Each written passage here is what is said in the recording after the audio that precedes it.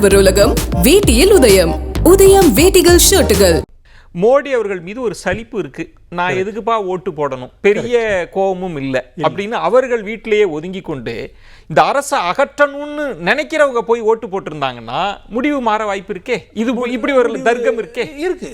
நான் அதை முழுமையாக ஒற்றுக்கு. ஆனால் பாஜக கட்சி எப்படின்னா பாஜக, திமுக, சிபிஐஎம் இவங்கெல்லாம் வந்து ஒரு cadre based parties. Okay, committed voters இருப்பான். அவனுக்கு வாஜ்பாய் செஞ்சாரு செய்யலை, மோடி செஞ்சாரு செய்யலை, ஸ்டாலின் செஞ்சாரு செய்யலை, இதெல்லாம் அவருக்கு அவங்களுக்கு இதுவே இல்லை. ஒரு ஒரு ஒரு அதாவது அது அவங்களுக்கு இருக்கலாம், வருத்தம் இருக்கலாம், இதெல்லாம் இருக்கலாம். ஆனால் தேர்தல் வந்துச்சு, நம்ம கட்சியை காப்பாற்றணும். அவனை பொறுத்தவரையில் அந்த கட்சி சின்னம், இதுக்கு நீங்கள் அந்த அந்த கட்சியினுடைய கொள்கை இல்லாட்டா அந்த கோட்பாடு அதில் இதுவாக இருக்குது. இந்த கேடர் பேஸ்டு பார்ட்டிஸில் இந்த லோயர் டேர்ன் அவுட் இருக்குது பாருங்கள், அது எப்பொழுதுமே அவங்களுக்கு ஏன்னா அவங்களுடைய ஓட்டர்ஸ் எல்லாரும் வந்துடுவான். இதில் இப்போ ஒரு மூத்த பத்திரிகையாளராக உங்கள் அப்சர்வேஷன் வைக்கிறீங்க, அதில் ஒரு தர்க்கமும் இருக்குது, நான் அதை மறுக்கலை. ஆனால் கார்கே போன்று காலமாக அரசியல்லையே இருக்கக்கூடியவர்கள், இன்னும் ஜெயராம் ரமேஷ் போன்றவர்கள்லாம் இந்த வாக்கு சதவீதம் குறைவாக இருக்குல்ல, அதன் மூலமா மோடிக்கு ஒரு பதட்டம், தோல்வி பயம்னு சொல்றது இருக்குல்ல, அதை எப்படி பார்க்க? ஏன்னா அவங்களும் அரசியல் காலத்தை அறிஞ்சவங்க தான். இதுதான்.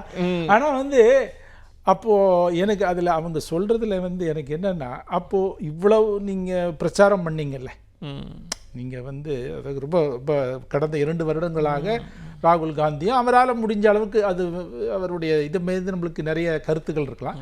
பட் ஒரு ஒரு சீரியஸாக போய் ஏதோ போனார், யாத்திரை பண்ணார். பட் இப்போ இவர்கள் பலமாக இருக்கின்ற மாநிலங்கள்லேயே ஏன் வாக்கு சதவீதம் ஏறலை? நான் என்ன சொல்கிறேன், இவங்க காங்கிரஸ் பலமாக இருக்கிற மாநிலங்கள்லேயே வாக்கு சதவீதம் போனதை வாட்டி இந்த வாட்டி அதிகமாக இருக்கணும்ல, அது ஆகலை. ஓகே, அது ஆகாமல் போனதுக்கு என்னென்ன காரணங்கள்னு அந்தந்த ஒவ்வொரு மாநிலத்திலையும் ஒவ்வொரு தொகுதியிலையும் சில காரணிகள் இருக்கலாம்.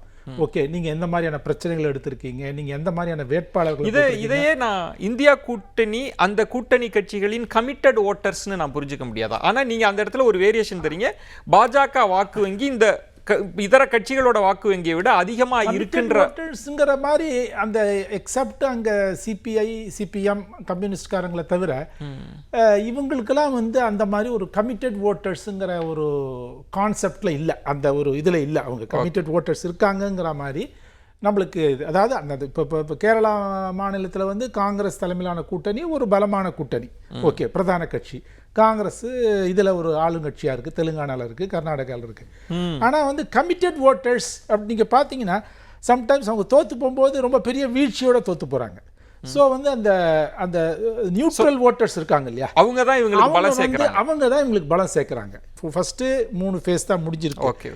ஓகே, இன்னும் நிறைய இருக்குது. ஓகே, இன்னும் 270 சொச்சம் இருக்குது.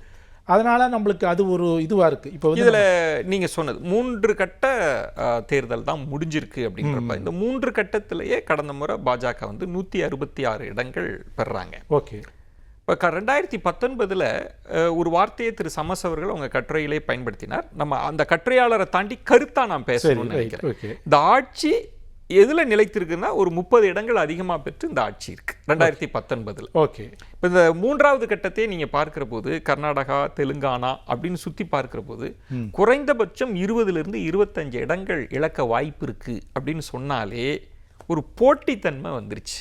அதாவது ஒரு நெருக்கடி, கடும் போட்டி. இதுக்கு முன்னாடி கருத்து கணிப்புல 400 + 360 அதெல்லாம் இருக்கு, அதெல்லாம் இல்லை, கடும் போட்டின்ற இடத்துக்கு நகர்த்துறாங்க. களம் அப்படிதான் இருக்கா? ஓகே, போட்டி கடுமையாக தான் இருக்கு. அதில் ஒன்றும் கருத்து வேறுபாடு ஒன்றும் கிடையாது. போட்டி கடுமையாகத்தான் இருக்குது. ஆனால் உங்களுக்கு இவங்க தோற்றுப்படுவாங்க, அதாவது பாஜக தோற்றுப்படுவாங்கங்கிற மாதிரி இருக்கு இல்லையா? அது ஏன்னா இப்போ டெல்லியில் இருக்கிறவங்க என்ன அதாவது இப்போ எனக்கு தெரிந்த ரொம்ப கடுமையாக பாஜகவை எதிர்க்கிறவர்கள் இதை வேவ்லெஸ் எலெக்ஷன்னு சொல்கிறாங்க. ஓகே, அவங்க வேவ்லெஸ் எலெக்ஷன் அவங்க ஏன் சொல்றாங்கன்னா, அப்போ ஆன்டி பிஜேபி வேவ் இருக்குன்னு நீங்க சொல்லணும் இல்லை? ஓகே, அது அவங்களுக்கு அப்போ அதாவது கடுமையாக பிஜேபி எதிர்க்கிறவர்கள், ஓகே, கடுமையாக எதிர்க்கிறவங்க ரொம்ப அப்படி இருக்கிறவங்க கூட என்ன சொல்கிறான், வேவ்லெஸ் எலெக்ஷன் மாதிரி தெரியுதுங்கன்றான். அப்படின்னா அப்போ அவங்களுக்கே ஒரு ஒரு ஒரு என்னன்னா அவங்க ஜெயிக்கிறத பற்றி, அதாவது அவங்க மெஜாரிட்டி கிடைக்கிறத பற்றி, இந்த 252 இடத்துல இந்தியா கூட்டணி ஓகே 200 இடங்கள் ஜெயிச்சிரும், 150 இடம் ஜெயிச்சிரும் அப்படிங்கிற ஒரு அந்த எண்ணம் அவங்களுக்கு வரலை. அந்த எண்ணம் வரலை இன்னும். ஓகே இல்ல இன்னும் வரலன்றீங்க. ஆனா ஒரு 3 மாதத்துக்கு முன்பு பார்க்கிறப்ப நீங்க எல்லா கட்டுரைகள், நடுப்பக்க கட்டுரை, தலையங்கம்லாம் படிச்சீங்கன்னா எல்லாமே இந்தியா கூட்டணிக்கு அறிவுரை சொல்றதா இருக்கும். நிச்சயமாக பாஜக தான் ஆட்சி அமைக்கும்னு இருக்கும். ஆனா கொஞ்சம் கொஞ்சமாக களம் மாற மாற காட்சிகள் மாறுற தன்மையை பார்க்கிறோம். அதுல என்ன முக்கியமான அப்சர்வேஷன் வைக்கிறாங்கன்னா, மோடி அவர்கள் மீது சலிப்பு, பாஜகன்ற கட்சி மீது அதிருப்தி இருக்கு. மூன்றாவது முக்கியமான பாயிண்ட் என்னன்னா, கூட்டணி என்டிஏ அலைன்ஸுக்குள்ள கெமிஸ்ட்ரி இல்ல. நிதிஷ்குமார் அவங்களுக்கு நெகட்டிவ் ஃபேக்டர் ஆயிட்டார். இங்க கர்நாடகாவில் வந்து தேவகவுடா நெகட்டிவ் ஃபேக்டரா மாறி இருக்கிறார். மகாராஷ்டிராவில் அவங்க நினைச்ச மாதிரி அவங்க கட்சியெல்லாம் பிளந்தாங்க, ஆனா பலம் சேர்க்கல. கெமிஸ்ட்ரி இல்லாத அலைன்ஸ் அவங்கள பின்னுக்கு இழுக்குது அப்படின்னு சொல்ற ஆர்குமெண்ட்டை எப்படி பாக்குறீங்க? மகாராஷ்டிரா 48, இது ஒரு 40, பீகார் ஒரு 40, 88 இடம். இப்போ 88 இடத்துல கர்நாடகா சரி சேர்த்துக்கோங்க. ஓகே அது ஃபைன். அதில் 4 இவங்க வந்து ஏன்னா கடந்த 2019 அவ்வளவு பலன் கொடுத்த மாநிலங்கள் இதெல்லாம் 27 இடம் ஜெயிச்சாங்க. அதெல்லாம் நெருக்கடி அப்படின்ற 26 இடம் ஜெயிச்சாங்க. ரைட், ஓகே ஃபைன், நான் இல்லைன்னு சொல்ல நீங்கள். பட் இப்போ இந்த 88 + 28 எடுத்துட்டா கூட உங்களுக்கு 116 இடம். ஈவன் பீகாரில் கூட என்ன சொல்கிறாங்கன்னா, இது கூட பிஜேபிக்கு ஜெயிச்சிருவாங்க, நிதிஷ்குமார் தோத்து போயிடுவாருன்னு சொல்கிறாங்க.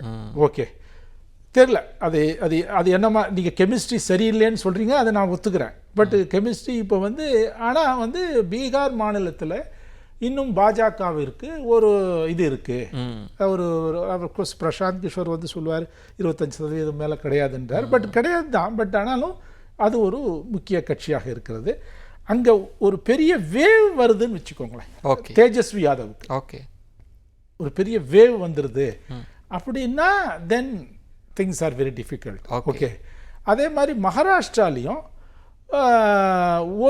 ஒரு கருத்து இருக்கு வந்து, அவர் உத்தவ் தாக்கரேவை வந்து இவங்க கவிழ்த்தது வந்து அவருக்கு ஒரு சிம்பத்தி ஃபேக்டர் உருவாயிருக்குன்னு சொல்கிறாங்க. பட் இந்த சிம்பத்தி ஃபேக்டர்லாம் வந்து அகெயின் அது எந்த அளவிற்கு அவருக்கு சாதகமாக இருக்கும். ஓகே நம்ம இப்போ தமிழ்நாட்டில் அந்த பாயிண்ட் உத்தவ் தாக்கரேவுக்கு சிம்பத்தி இருக்கு அப்படின்னு நீங்க வந்து சான்ஸ் எடுக்கக்கூடாதுன்னு நினைச்சு ரொம்ப எச்சரிக்கையோடு நிதிஷ்குமாரை உள்ளுக்கு கொண்டு வராங்க, தேவகவுடாவை கொண்டு வராங்க. ஆனா 7 கட்ட தேர்தல்ன்றதே அவங்களுக்கே ரிவர்ஸா, பாலியல் குற்றச்சாட்டுலாம் வரும்னு யாருமே எக்ஸ்பெக்ட் பண்ணியிருக்க முடியாது. அப்படின்றப்ப போட்டி கடுமையா இருக்கிறப்ப உங்களால யூகிக்க முடியுதா, நம்பர்ஸா உங்களால பார்க்க முடியுதா? இப்போ சொல்ல முடியுது தனிப்பெரும் கட்சியா வரலாம், தனி பெரும்பான்மை வராதுன்னு எதிர்த்தரப்புல இருந்து சொல்றாங்கல்ல, உங்களால தனி பெரும்பான்மையோ அல்ல 300 நெருங்கும் அப்படி ஏதாவது யூகிக்க முடியுதா? அப்படி நான் என்னால் இப்போதைக்கு யூகிக்க முடியல. மேபி நான் இன்னும் கொஞ்சம் ஒரு 2 ஃபேஸ் ஒரு 275 கம்ஃபர்ட்டா வரும். ஏன்னா இப்போ நம்ம வந்து இருக்கிறத 282. ஓகே இப்போ ஈவன் இதுல கூட 140 இடம் தான் ஜெயிக்கிறானே வச்சுப்போம், ஒரு பேச்சுக்கு சொல்றேன். பிஜேபி அடுத்து 270ல அவர் 200 இடம் ஜெயிச்சிடறான்னு வச்சுக்கோங்க.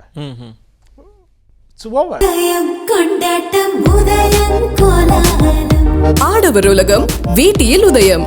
உதயம் வேட்டிகள் ஷர்ட்டுகள்.